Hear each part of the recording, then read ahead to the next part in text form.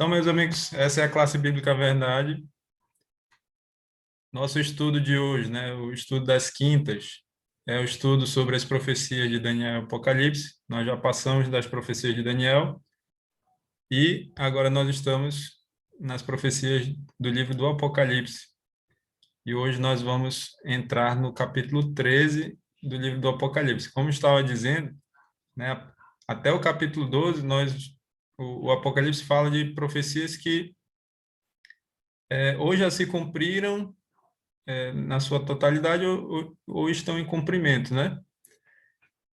E a partir do capítulo 13 nós vamos ver agora coisas que vão acontecer no futuro. Então, nosso estudo vai ficar bastante interessante a partir da aula de hoje, tá? Você já deve ter ouvido falar na besta, né? Na besta do Apocalipse. E aí muitos têm a curiosidade de saber, né? Muitos têm um entendimento completamente errado a respeito do que é a besta, né? Já ouvi dizer até que é o presidente da França, o Emmanuel Macron, não tem nada a ver. Outros falaram que era o Trump, né? E vocês vão ver que não é nada disso, tá? Então, hoje nós vamos entender quem é a besta do Apocalipse, né? A primeira besta, no caso, né? Porque Apocalipse 13 fala de duas bestas. E hoje nós vamos, então, falar da besta que sobe do mar, tá? Isso está em Apocalipse 13, dos versos 1 ao 10. E nós vamos analisar esses versos aqui durante o nosso estudo, não na sequência em que ele está, né? Na sequência do 1 ao 10, mas nós vamos alternando aí a sequência. Vou pegar aqui meu material. Muito bem, então convido você a fechar os seus olhos, nós vamos orar antes de nós iniciarmos o nosso estudo, tá? Oremos então. Senhor nosso Deus, muito obrigado por estarmos reunidos mais uma vez com o propósito de estudarmos a Tua Santa Palavra e, especialmente, meu Deus, os livros de Daniel e Apocalipse, em que são talvez um dos livros mais importantes para o tempo que estamos vivendo. E nós queremos aqui, então, rogar que o Senhor nos conceda tuas bênçãos espirituais, especialmente que o Senhor nos dê do Espírito Santo e que o teu Santo Espírito esteja com cada um de nós, onde cada um estiver nesse momento, nos dando sabedoria, entendimento da tua palavra, nos ajudando a compreender quem é a besta de Apocalipse 13, e esse entendimento será muito importante, Pai, para que nós não sejamos enganados pelo inimigo, para que nós possamos estar preparados para os eventos finais da história dessa terra. Então, pedimos que o Senhor esteja com cada um de nós, nos concedendo tuas bênçãos espirituais. Desde já agradecemos por elas, no nome do Senhor Jesus, pedimos e agradecemos. Amém. Ok, meus amigos, vamos lá então. A mensagem central do livro do Apocalipse encontra-se nos capítulos 12 a 14. Então, o centro do Apocalipse são os capítulos 12 a 14, ok? No capítulo 13, João teve uma visão dos dois poderes protagonistas do tempo do fim, que seriam usados pelo dragão, a antiga serpente que se chama Diabo e Satanás. Ok? Apocalipse 12, 9. Para dominar a consciência das pessoas, levando-as a aceitar a religião de mistérios da Babilônia, cujo centro é a adoração luciferiana. Vamos entender aqui? Numa leitura rápida, às vezes a gente não entende, né? Então, o centro do livro do Apocalipse são os capítulos 12 a 14, 12, 13 e 14. O capítulo 13 fala de dois poderes que serão protagonistas no tempo do fim. Esses poderes serão usados por Satanás, serão usados para quê? Para dominar a consciência das pessoas, levando essas pessoas a aceitarem a religião de Babilônia, né? Essa religião falsa, cujo centro dessa religião não é a adoração a Deus, não é a adoração a Jesus Cristo, mas sim a adoração a Lúcifer, né, a Satanás. Então, vejam como o engano do inimigo é tão grande a ponto de as pessoas estarem dentro das igrejas, acreditando que estão adorando a Deus, mas muitas vezes isso aqui que eu estou falando não tem as suas exceções, é claro, né? Não é 100%, não acontece em todas as igrejas, claro, mas muitas vezes as pessoas estão adorando Satanás e não a Deus, né? Nessas falsas igrejas. Meus amigos, vocês estão me ouvindo bem? Apareceu aqui que a minha internet está instável. Eu gostaria de saber se vocês me ouviram tudo que eu falei. Falhou um pouco, mas deu para entender. Falhou um pouco. Eu peço que, se falhar, se estiver falhando, vocês me avisem, tá? Por favor. Tá ok? Tá bom. Então vamos lá. Começando aí por Apocalipse 13, verso 1. Vi emergir do mar uma besta que tinha 10 chifres e 7 cabeças, e sobre os chifres 10 diademas, e sobre as cabeças nomes de blasfêmia. Então, João, né, que escreveu o livro do Apocalipse, em visão, ele viu ali, tem um desenho ali, de uma representação dessa besta, né? A palavra besta significa um animal, né? Então, João viu ali um animal que a gente não sabe qual é. Esse aqui está parecendo um leão, né? Um leopardo. Então, esse animal tinha 10 chifres, tinha 7 cabeças. Sobre esses chifres, né? Haviam 10 diademas. Diademas são coroas, tá? Então, seria uma coroa para cada chifre.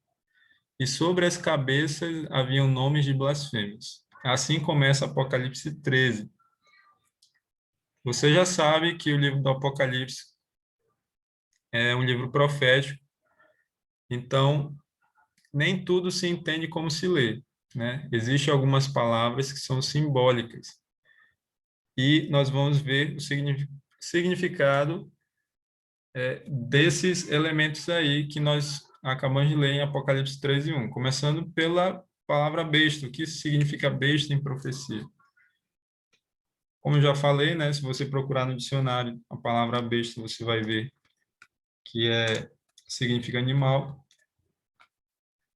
E aí eu pedi para você pegar a sua Bíblia e agora é a hora de usá-la, tá? Apocalipse, desculpa, Daniel 7, versos 3 e depois o 17. O que significa besta? Verso 3: 4 animais grandes, diferentes uns dos outros, subiam do mar. Então, aqui, Daniel teve uma visão de 4 animais subindo no mar. Nós já analisamos essa profecia aqui, né, em aulas passadas. E o que nós queremos ver aqui é somente o significado da palavra besta. Aí, quando fala da interpretação, nós vamos para o verso 17 agora. Estes grandes animais, que são quatro reis que se levantarão da terra. Então, aqui está um significado para a palavra animais ou besta na Bíblia, ou nas profecias, né? Veja aí também o verso 23. Então ele disse: o quarto animal será um quarto reino na terra.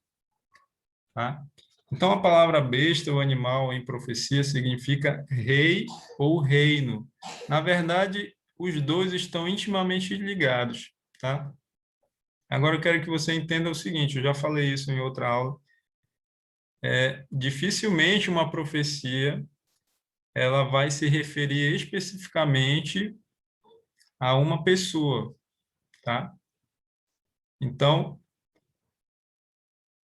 esses 4 animais aqui que Daniel viu, ele falou que são 4 reis, Daniel não estava dizendo que era um único rei, era uma única pessoa. Mas rei em profecia é sinônimo de reino. Por isso que no verso 23 diz: o quarto animal será um quarto reino. Tá? Então, essa besta de Apocalipse 13 é um reino, tá? Não é um único rei, não é uma única pessoa. Então, não pode ser o Donald Trump, não pode ser o Macron, tá? Não pode ser uma pessoa qualquer. Vai ser um reino, um poder, ok? E o que significa agora a palavra mar em profecia? Porque essa besta, ela sai do mar, né? Vamos para Apocalipse 17, verso 15.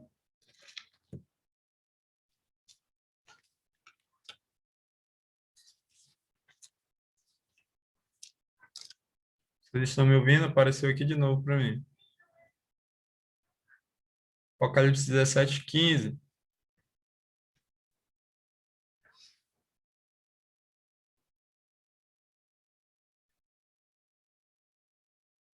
Ok? Tá normal. Vamos lá, meus amigos. Quando eu perguntar, eu peço que vocês me respondam, porque já é ruim estudar a Bíblia à distância, né? No silêncio, quando a gente não ouve a pessoa, não vê a pessoa, e quando não ouve, fica pior ainda. Então, eu peço que vocês me ajudem aí quando eu perguntar alguma coisa, vocês respondam, e também, se tiverem alguma dúvida, não hesitem em perguntar, tá? A hora que surgir a dúvida, faça a pergunta. Então, verso 15, Às Apocalipse vezes, 17, verso 15 diz: Falou-me ainda, as águas que viste, onde a meretriz está assentada, são povos, multidões, nações e línguas. Então, mar ou águas em profecia significa povos, multidões, nações e línguas.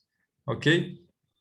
Então, uma besta que sai do mar é um poder que surge de um local povoado, bastante povoado. Ok? Esse é o significado. O que significa os 10 chifres e as 7 cabeças? Estão aí em Apocalipse 17 também. Por que o significado está em Apocalipse 17? Porque quando a gente estudar Apocalipse 17, daqui a algum tempo, né, mais para frente, vocês vão ver que essa besta que aparece em Apocalipse 13, ela vai reaparecer em Apocalipse 17. É a mesma besta, tá? No caso, a que sai do mar, tá certo? Por isso que aqui em Apocalipse 17, a gente encontra o significado dessas palavras que nos ajudam a entender Apocalipse 13, tá bom? Então veja aí o verso 12. Os 10 chifres que viste são 10 reis, os quais ainda não receberam reino, mas recebem autoridade como reis com a besta durante 1 hora. Olha só, então esses 10 chifres são 10 reis que ainda não receberam reino. Olha só, como eu falei, né? Em profecia, rei e reino estão intimamente ligados. Mas esses 10 reis, eles vão receber autoridade como reis. E isso vai acontecer, eles vão receber essa autoridade juntamente com a besta. Isso vai acontecer durante 1 hora. 1 hora profética são 2 semanas. Tá? Então, veja que isso aqui é algo que ainda está no futuro. Ainda não aconteceu, vai acontecer um pouco antes da volta de Jesus. E o que são as 7 cabeças da besta? O verso 9 agora. Aqui está o sentido que tem sabedoria. As 7 cabeças são 7 montes, nos quais a mulher está sentada, são também 7 reis. Então, para as 7 cabeças existem 2 significados. São 7 montes e também são 7 reis ou reinos, tá? São 7, é melhor a palavra reino, porque quando a gente fala rei, né, aí é mais fácil pensar assim que é uma única pessoa, mas como eu falei para vocês, não é, tá? São 7 reinos, essas 7 cabeças. São reinos que foram usados por Satanás ao longo da história para perseguir o povo de Deus, ok? Quais são esses reinos? Todos eles nós vemos nas profecias. Lembra que a base das profecias do Apocalipse são as profecias de Daniel. Então, qual é o primeiro reino lá que a cadeia profética inicia lá em Daniel? Me ajudem aí. Qual é o primeiro reino? A cadeia profética. Babilônia. Hã? Babilônia. Babilônia, exatamente. Então, a primeira cabeça dessa besta simboliza a Babilônia. A segunda, então, vai ser a Medopérsia, a terceira, a Grécia, a quarta, a Roma, Roma, o Império, né? A quinta, a Roma papal, e a sexta e a sétima vocês vão aprender quando a gente estudar Apocalipse 17. Na verdade, a sexta eu vou falar agora porque está dentro dessa profecia. Então, entendido os simbolismos, meus amigos, o que nós vemos aqui? Um poder que surge de um lugar bastante povoado e que, no futuro, dará poder, né, para 10 reis, ou reinos, né, que vão reinar com ele durante cerca de 1 hora profética, né, e que está estabelecido em um local onde tem 7 montes, tá? E que também é um poder que é constituído por 7 reinos ao longo da história, começando com Babilônia e vai até a volta de Jesus. Ok, meus amigos? Alguma dúvida até aqui? Não. Então vamos passar. A besta verso 2 agora, só a primeira parte. A besta que vi era semelhante a leopardo, com pés como de urso e boca como de leão. Então, veja que essa besta, ela tem partes de outros animais. Agora, se você estudou Daniel 7, aqui na classe Bíblica Verdade, você vai lembrar que esses animais são os mesmos que Daniel viu naquela visão, né? E a gente vai relembrar agora. Olha só. Aí está a estátua da profecia de Daniel 2 e ao lado estão os animais que Daniel viu na sua visão, que está registrado lá em Daniel 7, tá? Então, começando com a cabeça de ouro da estátua, que é o mesmo símbolo para o leão com 4 asas lá de Daniel 7, essas duas coisas, então, simbolizam Babilônia, o Império Babilônico. Continuando, os peitos e braços de prata, e o urso, né, com 3 costelas na boca, Medopérsia, o Império Medo-Persa. Os quadris de bronze e o leopardo com 4 cabeças, né, representa a Grécia. O animal terrível e espantoso e as pernas de ferro representam o Império Romano. E os pés divididos em parte de ferro e de barro, né, representa ali a Europa dividida. E na profecia dos animais, essa parte aí, ela continua, ela é representada ali pela parte em que sobe um chifre pequeno, tá? Então, meus amigos, só para vocês relembrarem, por que eu estou mostrando isso? Para vocês verem que quando Apocalipse 13 fala que a besta, eu vou voltar aqui, era semelhante a um leopardo, que tinha pés como de urso e boca como de leão, isso é uma referência a Daniel capítulo 7. E o que isso significa, meus amigos? Significa que essa besta, ela incorpora elementos dos 4 animais da visão de Daniel 7, demonstrando estarem as duas visões relacionadas. Portanto, a besta que surge do mar, ou seja, que surge de um lugar densamente povoado, refere-se ao mesmo poder político-religioso de Daniel 7, ali representado pelo chifre pequeno do animal terrível, espantoso e sobremodo forte. Então, essa besta de Apocalipse 13, ela simboliza, é o mesmo significado para o chifre pequeno de Daniel 7, tá? E o fato dela ter partes, né, dela parecer com os mesmos animais de Daniel 7, isso significa que ela incorporou elementos desses outros reinos. Então, meus amigos, nós já vimos o significado do chifre pequeno, nós já vimos que é Roma papal, tá? É o poder papal. Então, essa besta que sai do mar é o poder papal, tá? Isso significa que esse poder político e religioso, né, ele incorporou elementos de Babilônia, da Medopérsia, da Grécia e de Roma também. Na verdade, ela é uma continuação de Roma, né? Então, olha só, o que esse poder incorporou de Babilônia? De Babilônia, Roma copiou a pretensão e o orgulho. Está em os textos bíblicos que falam da pretensão e do orgulho de Babilônia, né, do Império Babilônico. Incorporou também o pecado e a transgressão da lei de Deus. Ok? Então, de Babilônia, o poder papal incorporou essas coisas. E da Medopérsia? Da Medopérsia, Roma copiou o culto de adoração no dia do sol, que é o domingo. O antigo culto persa, chamado mitraísmo, dedicava o primeiro dia da semana à adoração ao deus Mitra, que é o deus sol. Então, da Medopérsia, poder papal, ele incorporou a adoração ao deus sol, né, no dia do domingo, no dia de domingo, né? E da Grécia, Roma copiou o sistema de imagens e invocação de santos, ok?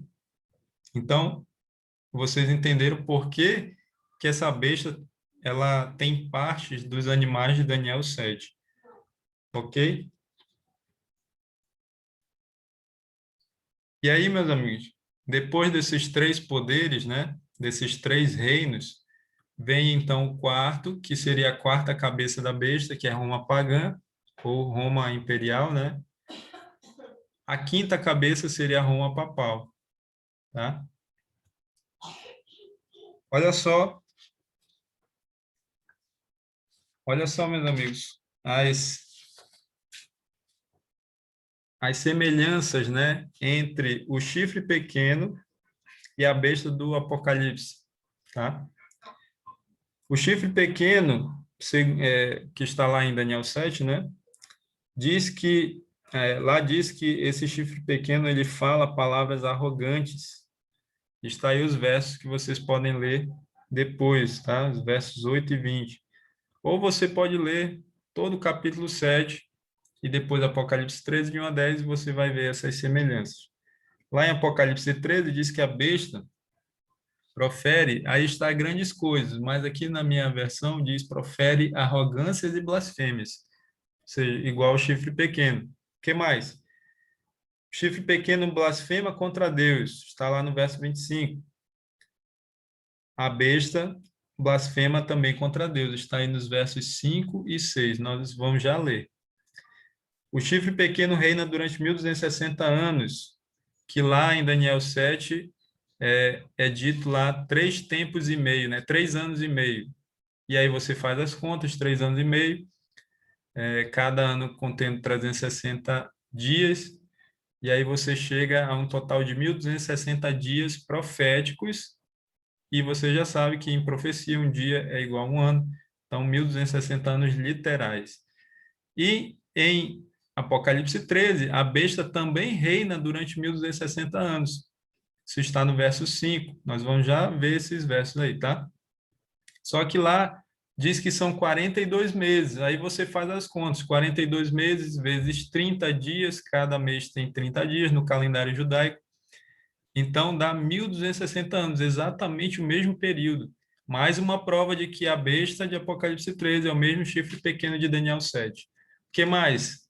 O chifre pequeno guerreia contra os santos e a besta também guerreia contra os santos. O chifre pequeno, ao guerrear contra os santos, é dito lá que ele vence os santos. E a besta também, ao guerrear contra os santos, é dito que ela vence os santos. Ok, meus amigos? Então, fazendo essa comparação aí, fica bem claro que o chifre pequeno, que aparece lá em Daniel 7, Daniel 8, é a mesma besta que sai do mar de Apocalipse 13. Ok, meus amigos? Olha só a segunda parte do verso 2. E deu-lhe o dragão o seu poder, o seu trono e a grande autoridade. Quem é o dragão, meus amigos? Nós vimos lá em Apocalipse 12, verso 9, né? Na aula passada, e no começo desse estudo também foi citado esse verso, que o dragão é o diabo, né? É Satanás. Então, Satanás deu à besta que sai do mar, ou seja, deu ao poder papal três coisas. Deu o seu poder, ou seja, esse poder, Roma papal, então, possui o poder de Satanás. Deu também o seu trono, então, esse poder está assentado sobre o trono de Satanás e deu grande autoridade também. Então, esse poder tem uma autoridade dada pelo próprio diabo.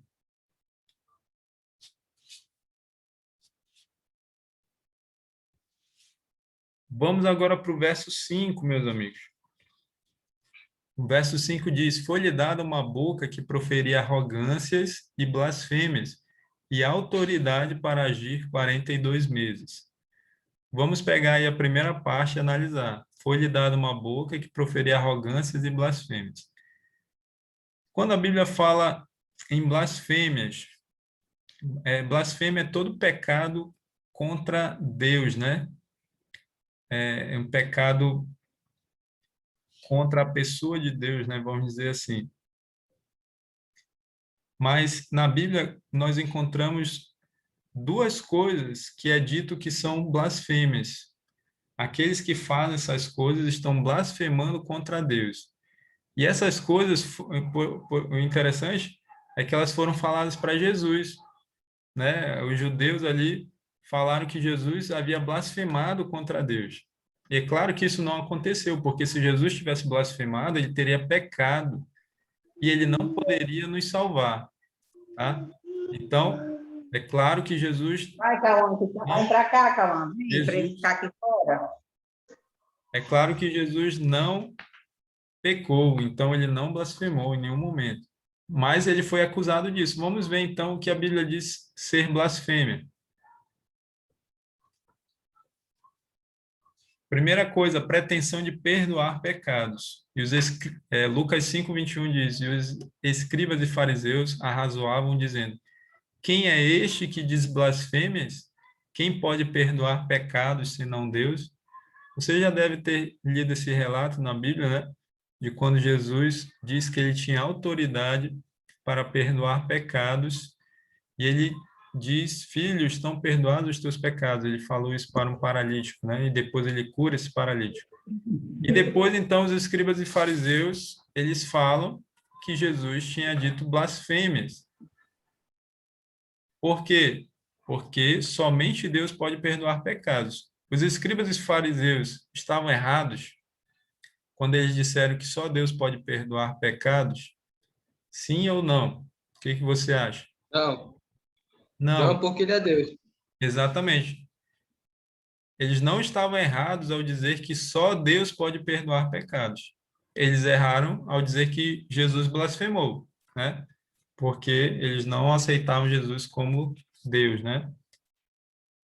Então, a pretensão de perdoar pecados. Aí eu pergunto para você, o poder papal, que é representante de uma igreja, né, a Igreja Romana, essa igreja ela tem a pretensão de perdoar pecados? Eu pergunto para você. Então, veja como o verso 5 se cumpre, né? Deixa eu voltar aqui para você ver. Quando diz que essa besta, né, tem uma boca que profere arrogâncias e blasfêmias, essas blasfêmias, uma delas é atribuir a si o poder, né, de perdoar pecados. E isso, meus amigos, só Deus pode fazer. Então, ao dizer que pode perdoar pecados, o poder papal está blasfemando contra Deus. Está falhando. Está Tá falhando, falhando. mas falhou agora, falhou muito. Vocês ouviram o que eu acabei de falar? Está falhando. O som está falhando.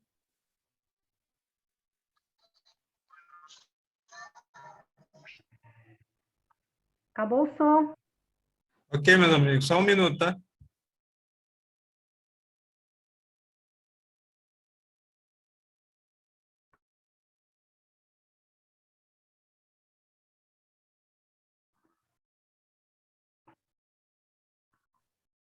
Olá, meus amigos. Voltando aqui. Eu acho que agora vai melhorar. Tá? Vocês estão me ouvindo bem? Sim, agora sim. Movendo. Agora sim. Ok. Vamos voltar lá, então. Até desconectou aqui o meu computador. Ainda bem que meu celular está conectado aqui, ele segurou a reunião. Vamos voltar aqui com o slide. Agora eu preciso saber qual a parte que vocês não me ouviram. E logo depois, falando de perdoar pecados. A besta perdoando pecados. Foi nessa parte. Pronto, aqui, né?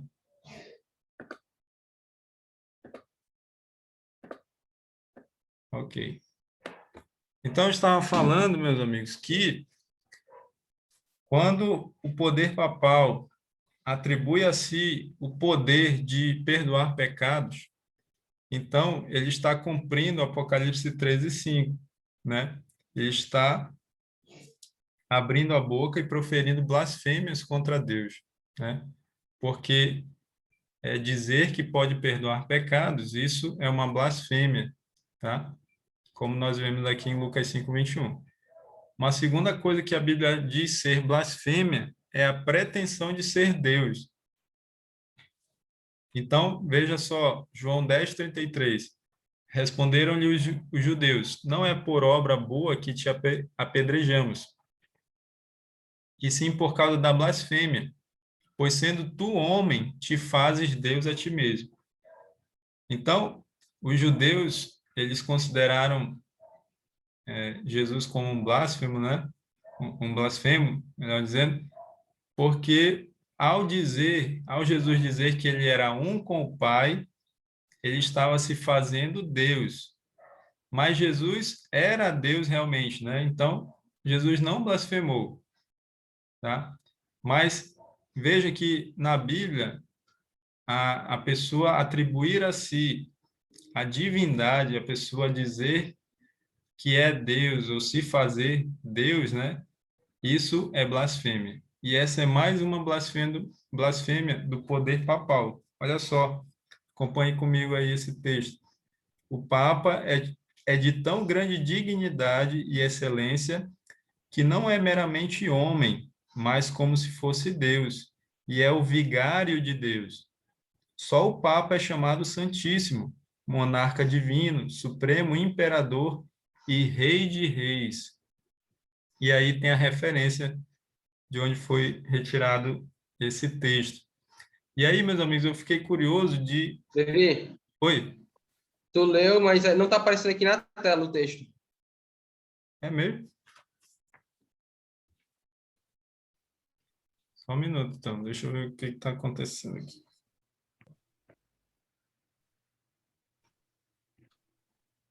O que está aparecendo aí? Sou eu que Para estou mim está aparecendo? aparecendo essa pretensão de perdoar pecado. Pretensão de perdoar pecado. Está aparecendo. No slide 15. Como se fosse congelado. Ah, tá, entendi. Então, vou tirar e voltar, tá? Realmente eu vi aqui no celular que está congelado. Meus amigos, hoje não está fácil não o negócio. Mas vamos lá. O Vamos inimigo, orar. Vai dar certo. o inimigo não quer, não, que vocês conheçam essas coisas. Agora sim, apareceu, né? Agora sim. Muito bem. Aí, meus amigos, está aí o texto. Eu vou ler de novo, porque quando eu li vocês não acompanharam, né? O Papa é de tão grande dignidade e excelência que não é meramente homem, mas como se fosse Deus, e é o vigário de Deus. Só o Papa é chamado Santíssimo, monarca divino, supremo imperador e Rei de Reis, né? E aí está a referência. E aí eu fiquei curioso de saber o que significa a palavra vigário. E aí eu procurei no dicionário, olha só o que significa a palavra vigário. É um substantivo masculino, tá errado ali, né? Para filho de alguém. E significa o seguinte: aquele que substitui outro, religioso que, investido dos poderes de outro, exerce em seu nome suas funções. E a origem dessa palavra, né, vigário, vem do latim vicarium, e significa o que faz às vezes de outro, substituto. Então, ao dizer que o Papa é o vigário de Deus, o que a Igreja Católica está falando, né? Ele é o Está substituto, dizendo, hã? e é o substituto de Jesus, de Deus. Exatamente, isso mesmo, Valência, que ele é o substituto de Deus. Estão falando que Jesus não é filho de Deus, ou seja, aí estão falando que é o Papa que é o filho. Exatamente, está dizendo que, ao dizer que ele é o vigário de Deus, está dizendo que ele está substituindo o outro, né? Que ele recebeu, foi investido dos poderes de outro, né? Que no caso seria Jesus Cristo, e então exerce em nome de Jesus suas funções. O Levi, Resumindo, né? Ele é um substituto de Jesus na Terra. Alguém falou? Levi, tem como você tirar a sua imagem só um minutinho para mim fazer um print aqui dessa escrita? Claro, tá aí. Saiu minha imagem? Não, ainda não. É porque está tampando a escrita. É mesmo, né? Aqui no meu. Você está no computador ou no celular? Eu estou no celular, é porque eu coloquei em tela cheia. Ah, então eu acho bom sair da tela cheia, porque aí vai Ah, aparecer, tá. Agora deu certo. tá? Obrigada. Tá, ok. Vamos lá, meus amigos, continuando aqui. Então, nós vimos que blasfêmia na Bíblia é ter a pretensão de ser Deus. E isso nós vemos no poder papal também, né? Eles assumem explicitamente essa pretensão de que o Papa, né, é o substituto de Deus na Terra, né? Como se fosse Deus, como diz aqui, é o Santíssimo, é o monarca divino, é o Supremo Imperador, é Rei de Reis, né? E vocês sabem que todos esses nomes, né, essas denominações, elas são unicamente para Deus, né? A segunda parte do verso 5, que nós analisamos agora, a primeira parte, né? Agora analisando a segunda parte, diz que essa besta receberia autoridade para agir 42 meses. Nós já falamos, comparando lá com Daniel 7, nós já falamos sobre isso, mas para ficar bem claro, vamos falar novamente, né? Então, em profecia, cada dia profético equivale a um ano literal. Isso daí você já sabe, né? Números 14 e 34 diz: segundo o número dos dias em que espiastes a terra, 40 dias, cada dia representando um ano, levarei sobre vós as vossas iniquidades 40 anos e tereis experiência do meu desagrado. Então, aqui em Números 14 e 34, é dito que cada dia ali representaria um ano. E Ezequiel 4, 6 e 7 também tem essa mesma ideia. Ali diz: 40 dias te dei, cada dia por um ano. Então, especialmente desses dois versos, é retirado, então, essa interpretação para um dia profético, de que um dia profético equivale a um ano literal, tá? Então, fazendo as contas, né, 42 meses, um mês tem 30 dias, então multiplica 30 por 42, chega a 1.260 dias, que em profecia vão ser 1.260 anos. E quantas vezes nós já falamos aqui nessa classe bíblica desses famosos 1.260 anos, né, de supremacia papal, que vocês já estão carecas de saber que começou em 538 depois de Cristo, com o decreto de Justiniano, né, e encerrou em 1798 com a prisão do Papa Pio VI.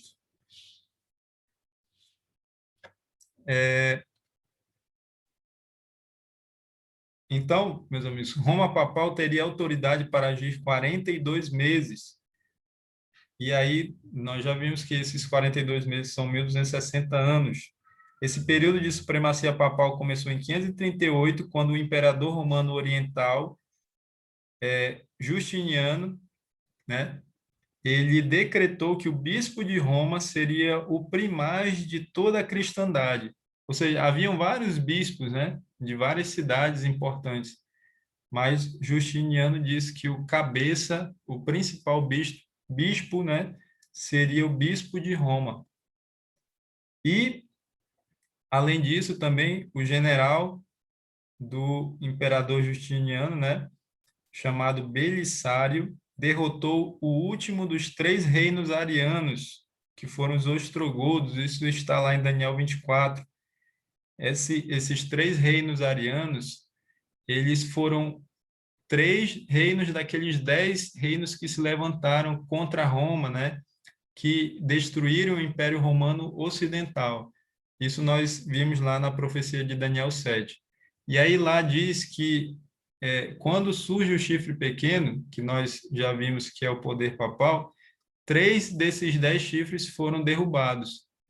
Ou seja, esses 3 reinos arianos que se opunham, né, que faziam oposição a Roma, eles foram destruídos. Então, quando o terceiro reino foi destruído, começa então a contagem dos 1260 anos de supremacia papal. Isso foi no ano 538. E aí você soma 538 mais 1260, chega até o ano de 1798. Vamos agora para Apocalipse 13, verso 7. Foi-lhe dado também que pelejasse contra os santos e os vencesse. Deu-se-lhe ainda autoridade sobre cada tribo, povo, língua e nação. Meus amigos, durante esse período de supremacia, foi dado ao poder papal que pelejasse contra os santos e os vencesse. É amplamente de conhecimento público a história das Inquisições na Idade Média, onde a Igreja Romana perseguia, torturava e matava todos aqueles que insistissem em colocar as Escrituras Sagradas acima da tradição romana. Como a história atesta, né, foram alvo da fúria de Roma, entre outros, os valdenses, os albigenses e os huguenotes, que nós falamos deles, né, lá no estudo sobre as 2 testemunhas mártires. Esses aqui eram grupos de pessoas cristãs, pessoas que amavam a Deus, pessoas que criam na palavra de Deus e que viviam a verdade que elas conheciam, né, naquele tempo. E esses grupos de pessoas foram perseguidos, né, pelo poder papal e muitos, milhares foram mortos, né? Alguns instrumentos de tortura usados, né, nesse tempo da Inquisição são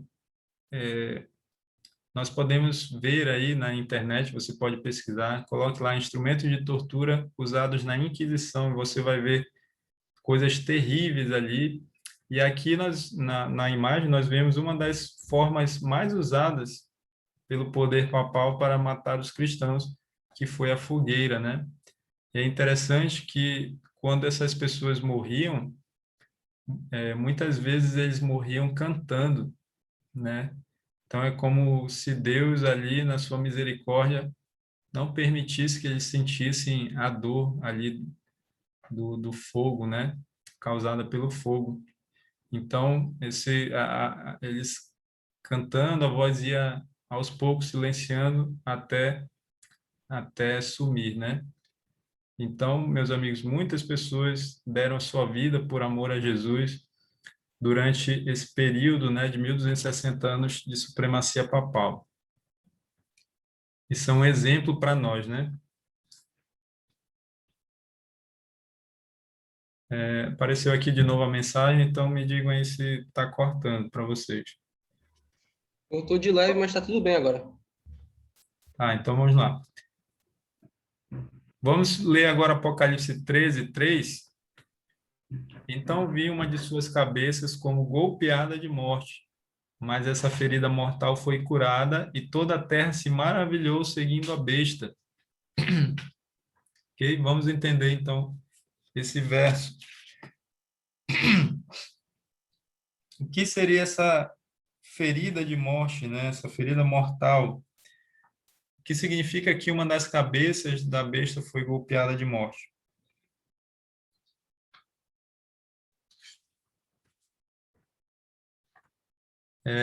Significa isso aqui, meus amigos.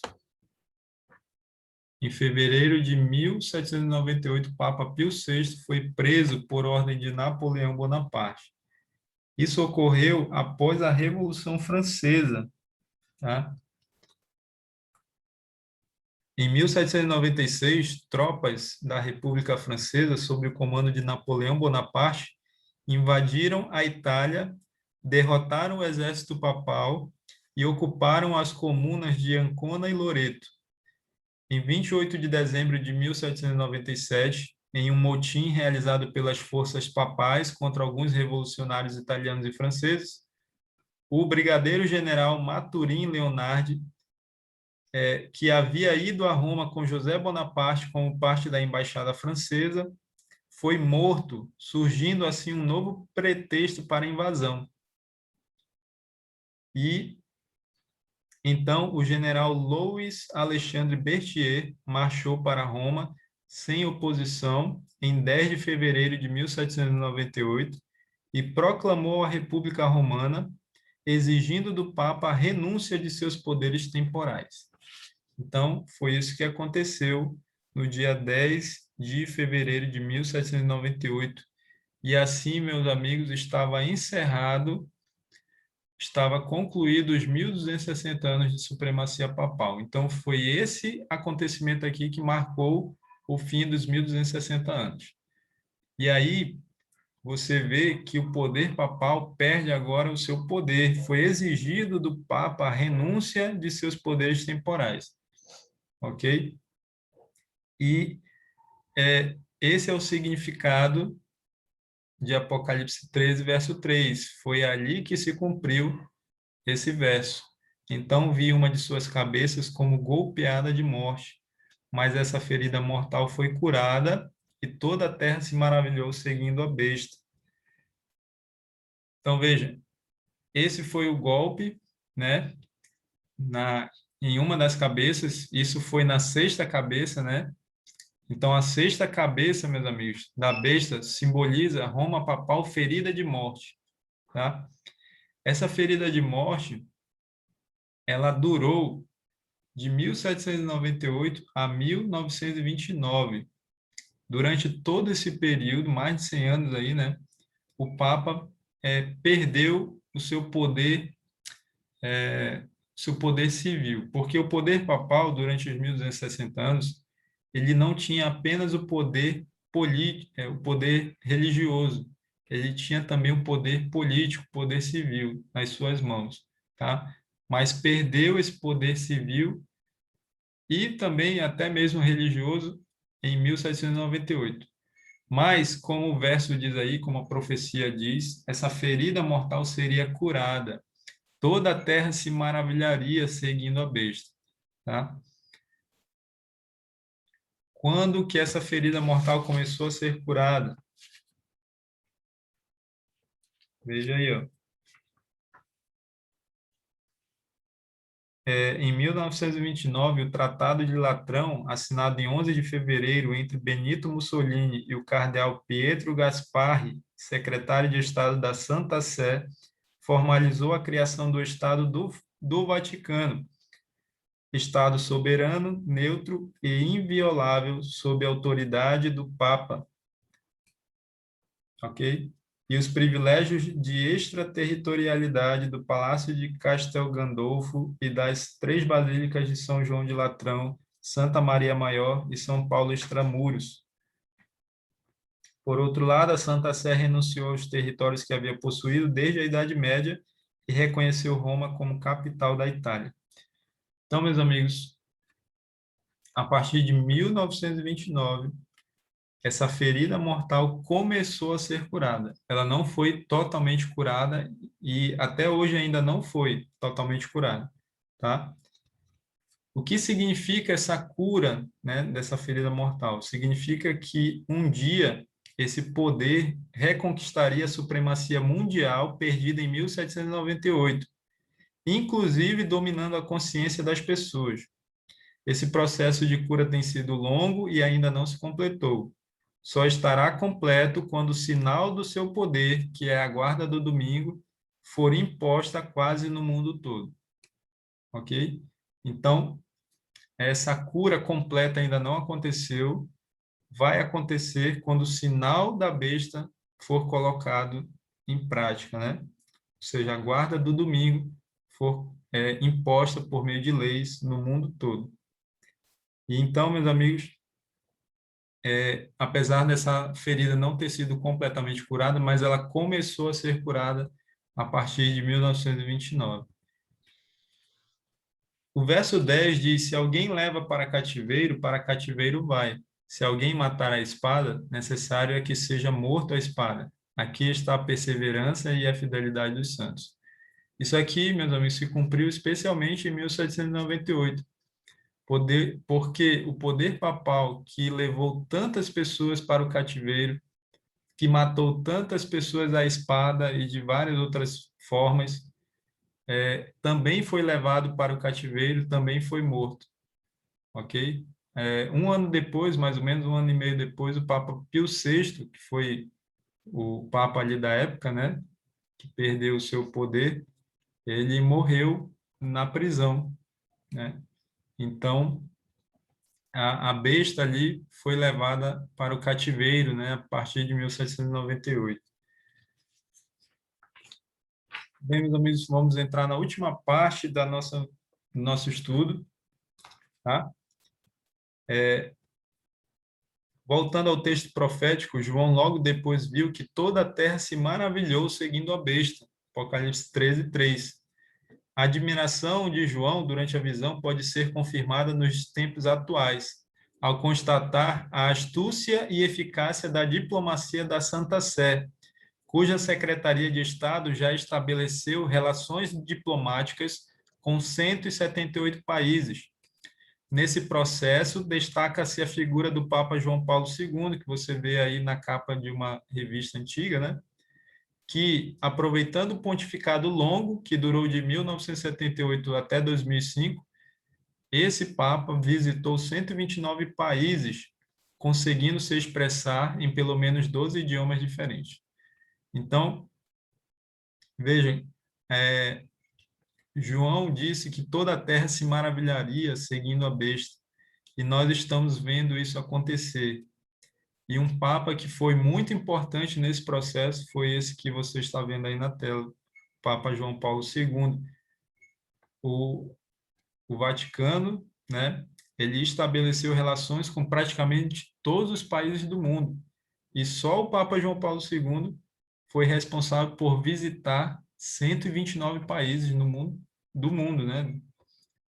O mundo tem quase 200 ou 200 e pouquinhos países, então mais da metade aí o Papa João Paulo conseguiu visitar. E olha só que interessante, meus amigos, só a curiosidade, né? Olha aí para essa revista, lá embaixo, diz assim, ó, sensacional, esta mulher ia morrer de câncer. Depois de abraçar João Paulo II, curou-se, o primeiro milagre do Papa. Então está aí uma uma notícia, né? Como se o Papa tivesse poder só de abraçar a mulher ali, ela foi curada do seu câncer, como se fosse Jesus Cristo, né, na Terra. Então, mostrando aquilo que nós vimos, né, dele ser chamado o vigário de Deus, o substituto de Deus. Verso 8 agora, meus amigos, e adorá-la-ão todos os que habitam sobre a terra, aqueles cujos nomes não foram escritos no livro da vida do Cordeiro, que foi morto desde a fundação do mundo. A exaltação de Roma papal é tal que também chega a ser uma contrafação do reino de Deus. Lá em Apocalipse 13, 4 diz, e adoraram o dragão, porque deu a sua autoridade à besta. Também adoraram a besta, dizendo: quem é semelhante à besta? Quem pode pelejar contra ela? Olha só que interessante aqui, meus amigos, no verso 4, diz que ao adorarem a besta, era o dragão que estava sendo adorado. Por quê? Porque ele deu a sua autoridade à besta. Então, quando as pessoas adoram o papado, quem que está sendo adorado por trás? Mesmo que as pessoas não tenham consciência disso. Satanás. Por quê? Porque foi ele quem deu a sua autoridade à besta. E olha só a pergunta que é feita. Também adoraram a besta, dizendo: quem é semelhante à besta? Então, essa pergunta, meus amigos, ela nos lembra uma outra pergunta que nós encontramos em Êxodo 15:11, e lá diz o seguinte: ó Senhor, quem é como tu entre os deuses? Vários versos na Bíblia, a Bíblia diz que não há ninguém igual a Deus, né?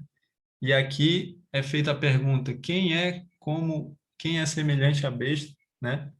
Então veja aí a contrafação do reino de Deus, né? Certamente a besta deseja ocupar o lugar de Miguel, que é o nome de guerra de Jesus, que significa quem é como Deus. Então o nome Miguel significa quem é como Deus, e aí a besta, ela é dito dela, né, que ninguém é semelhante a ela. É como se ela fosse, então, o próprio Deus, o próprio Senhor Jesus Cristo, né? Vamos para a parte final agora, meus amigos, para a nossa conclusão. Acompanhe aí a leitura, né? Roma papal quase atingiu seu objetivo final. Qual é o objetivo final? A restauração da supremacia religiosa e temporal sobre o mundo. Quão diferente é a realidade atual daquela do início do cristianismo, né? De Cristo, o verdadeiro fundamento, transferiu-se a fé para o Papa de Roma.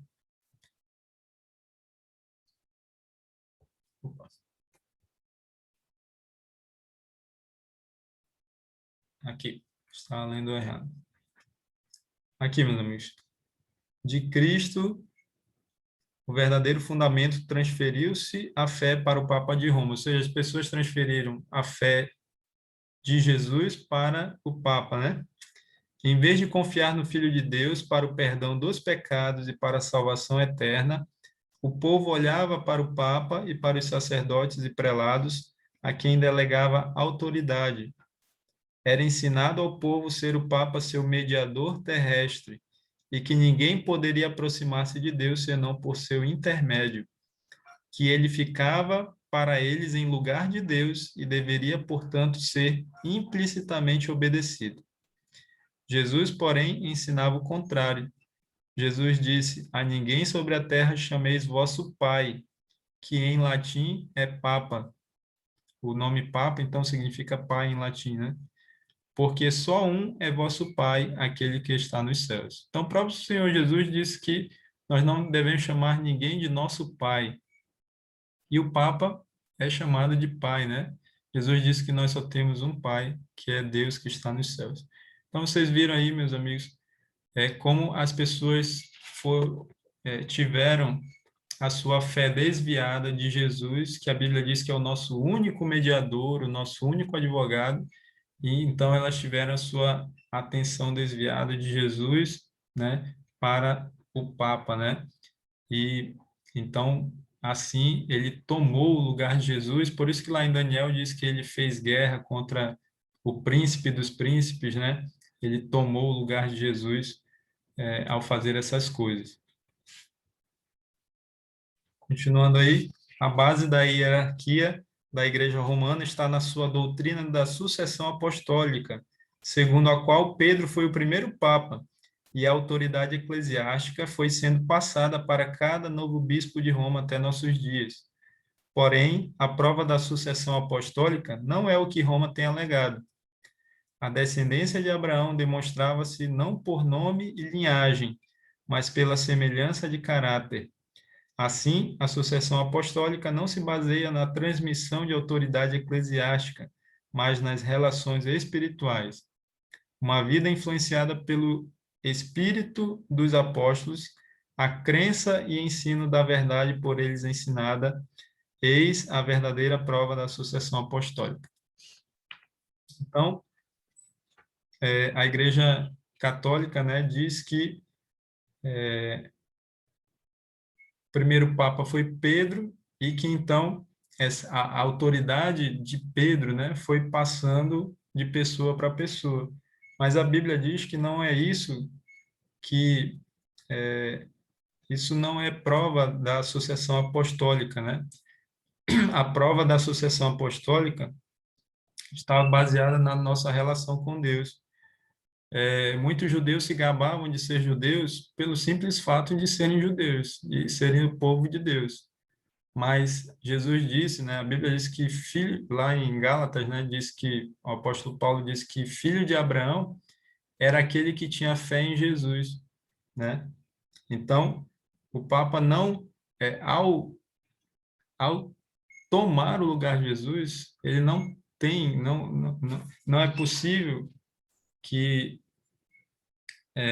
não se prova nessa sucessão apostólica. Ele não tinha direito, né, de ser, de ter essa posição de autoridade eclesiástica, né? E olha só o que diz aqui, meus amigos, para a gente concluir. Se o bispo de Roma realmente é o sucessor de Pedro, por que não age como Pedro? Por exemplo, não aceitando homenagens de adoração. Se você ler Atos 10, 25 e 26, você vai ver lá que Cornélio quis adorar Pedro. E Pedro mandou ele se levantar e disse, eu sou homem igual a você. Pedro não aceitou a adoração de Cornélio, diferente dos papas que recebem, que aceitam a adoração das pessoas. Então, isso aqui é uma prova de que Pedro não foi um papa, não foi o primeiro papa, porque, diferente dos outros papas, né, ele não recebeu adoração, ele não aceitou, ele disse só Deus deveria ser adorado. Pedro também não teve a pretensão de perdoar pecados. Se você ler Atos 8, 20 a 23, você vai ver Pedro aconselhando uma pessoa a pedir o perdão de Deus, tá? E não dizendo que ele podia perdoar os pecados da pessoa. A boa notícia, meus amigos, é que há muita gente sincera que ainda faz parte da comunhão romana. É certo que há verdadeiros cristãos na comunhão católico-romana. Milhares na dita igreja estão servindo a Deus segundo a melhor luz que possuem. Deus olha para essas almas com compadecida ternura, educadas como são em uma fé que é ilusória e não satisfaz. Isso está lá no livro Grande Conflito, página 565. Então, meus amigos, concluindo esse estudo, nós vamos ver na semana que vem que João vê um outro poder protagonista antes da volta de Cristo, que é a besta que sobe da terra, não mais do mar, mas da terra. E você vai conhecer, você vai entender quem é essa besta que sobe da terra. Então, meus amigos, o que está envolvido nessa luta espiritual, né, é a adoração. A palavra adoração você encontra várias vezes sendo repetida nos capítulos 13, né? 13, 14 ali de Apocalipse. E quando Deus quer enfatizar alguma coisa na Bíblia, ele repete palavras, né?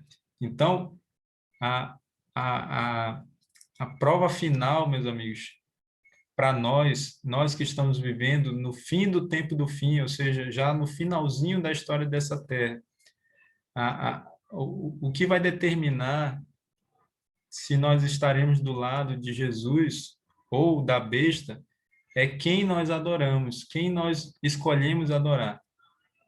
E lá em Apocalipse 14, que nós ainda vamos estudar, lá tem as 3 últimas mensagens de Deus para o ser humano, para a humanidade, tá? Ok? Apareceu a mensagem aqui de novo. Vocês estão me ouvindo? Cortou. Nós já vamos concluir. Então, lá em Apocalipse 14, contém as 3 últimas mensagens de advertência de Deus para os seres humanos. Essa aqui, que eu estou mostrando para vocês, é a terceira mensagem. Olha só o que ela diz. Seguiu-se a estes outro anjo, o terceiro, dizendo em grande voz: se alguém adora a besta e a sua imagem e recebe a sua marca na fronte ou sobre a mão... Está falhando? Tá falhando. Está falhando? Tá, só um minuto.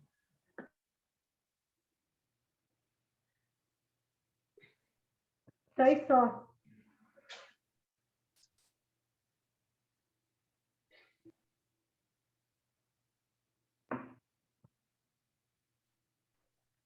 Ok, meus amigos?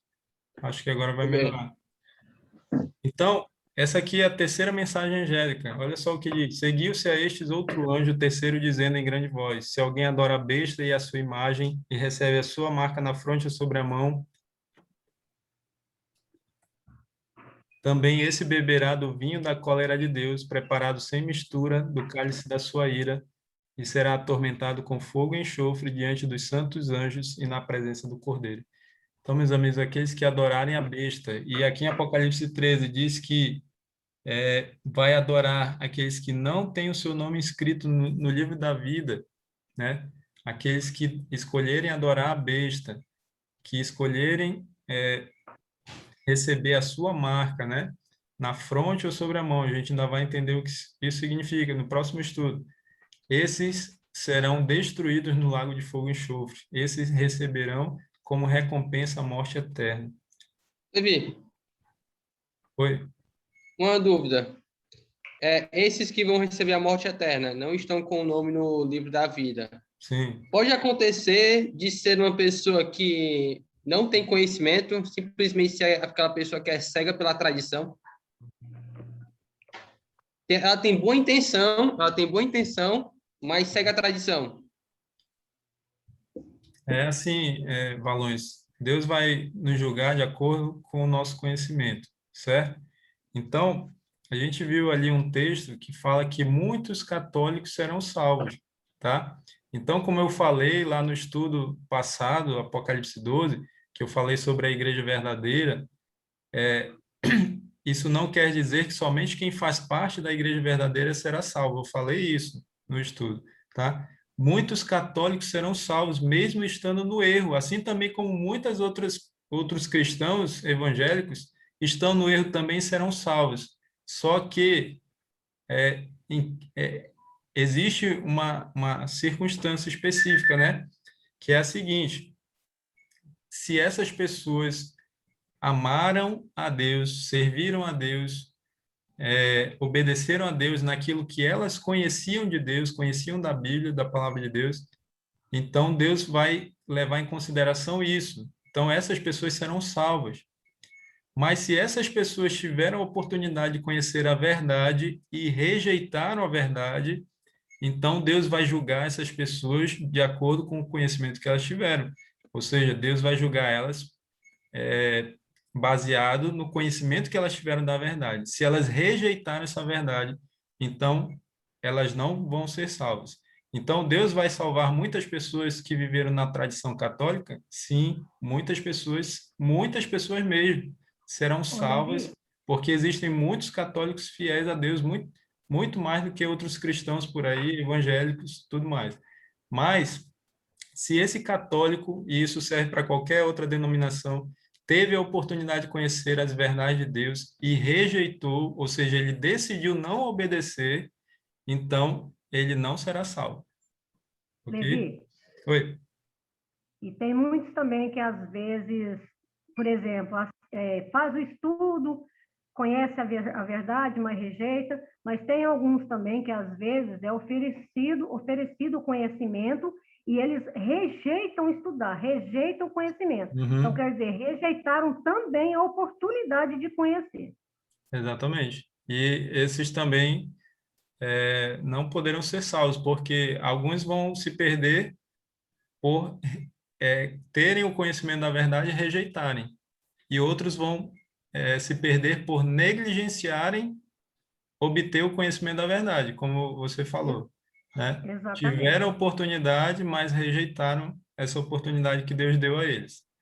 Isso me lembra um episódio nos Evangelhos, eu não lembro qual agora, que Jesus distribui os apóstolos para pregarem nas cidades, e teve cidade que rejeitou.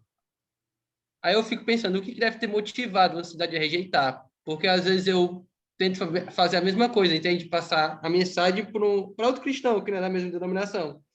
E às vezes ele simplesmente rejeita. Ele nem para ter humildade para pesar na balança. Vamos comparar aqui.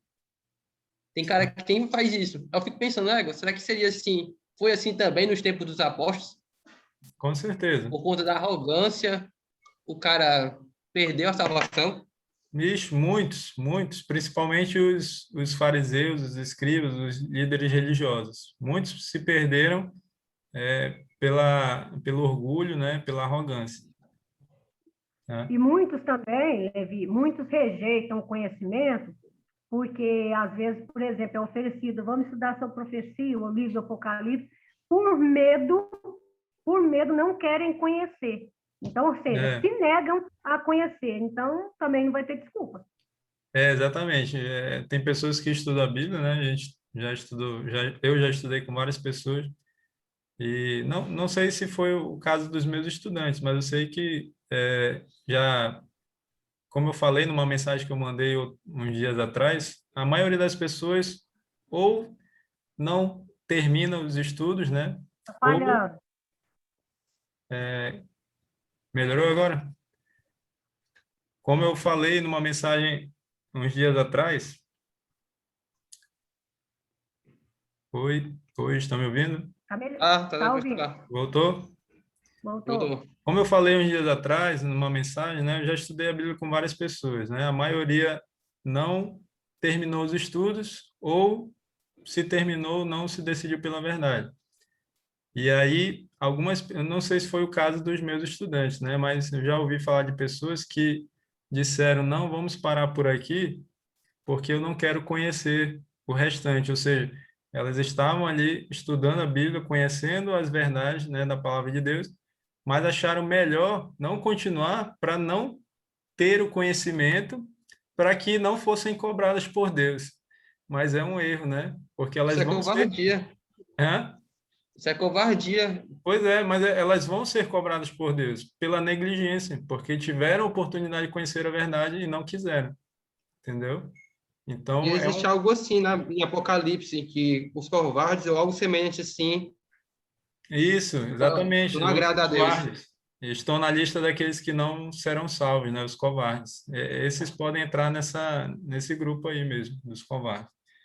Então, meus amigos, se alguém tiver ainda alguma pergunta, guarde aí para depois do estudo, tá? Se quiser, pode perguntar depois, que a gente precisa concluir. E esse aqui é o nosso último slide. Ó.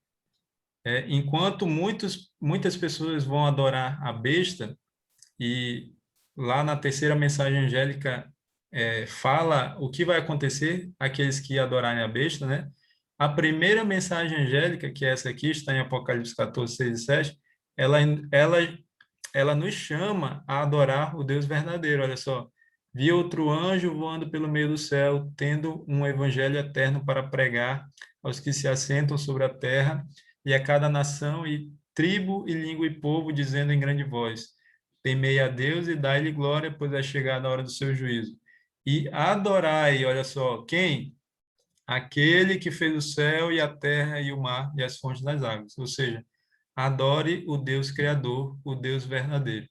Então, meus amigos, esse é o chamado de Deus para você nessa noite, nessa aula que nós estamos concluindo agora, que você adore o Deus Criador.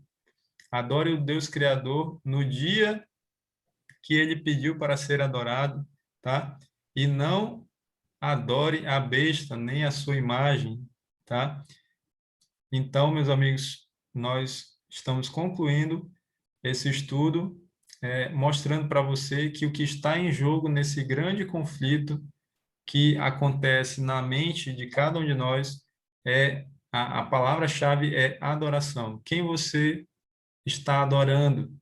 Quem você vai adorar? Vai adorar Jesus ou a besta? E lembrando que aqueles que adoram a besta estão dando a sua adoração a Satanás, porque ele deu a autoridade à besta. Ok, meus amigos? Então, eu espero que você faça as escolhas corretas na sua vida, que você escolha adorar o Deus Criador, o Deus verdadeiro, obedecer a esse Deus, as verdades que você tem aprendido aqui na classe bíblica, você precisa colocar em prática. Não é uma questão de opção. Aliás, é uma opção sim, mas se você se Deus está revelando verdades para você, é porque Deus quer que você cresça espiritualmente, que você coloque em prática na sua vida para que você seja salvo. Então faça isso em nome de Jesus, tá bom? Nós vamos orar agora. Depois da oração nós vamos